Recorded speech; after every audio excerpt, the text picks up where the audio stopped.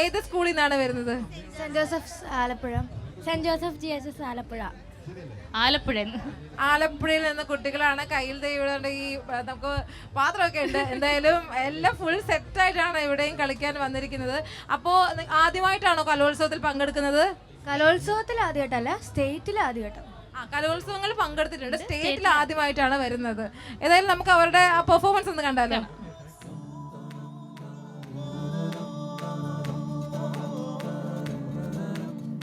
Aisha, Aisha, Aisha,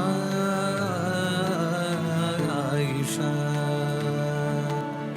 Aisha, Aisha, Aisha, Aisha.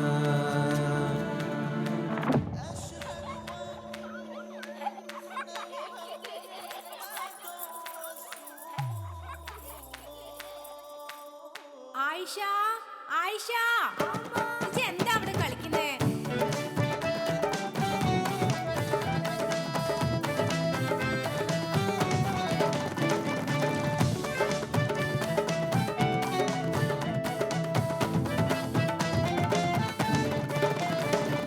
കൈതപ്പൂത്തിരുകിയ ചുരുളൻ മൂടി കയ്യിൽ പൊട്ടിച്ചിരിക്കണ കുപ്പിവള മഞ്ഞപ്പുള്ളിയുള്ള നീലക്കുപ്പായമിട്ട് കുഞ്ഞിത്തൊങ്ങല് തുന്നിയ പാവാട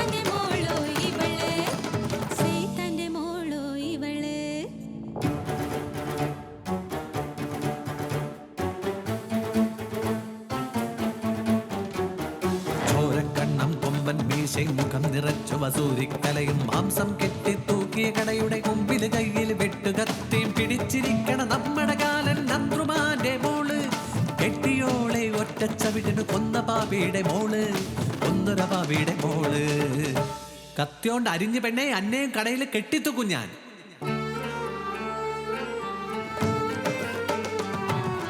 പോയല്ലോ എന്നെട്ടു വയസ്സിൻ തേങ്ങലുകൾ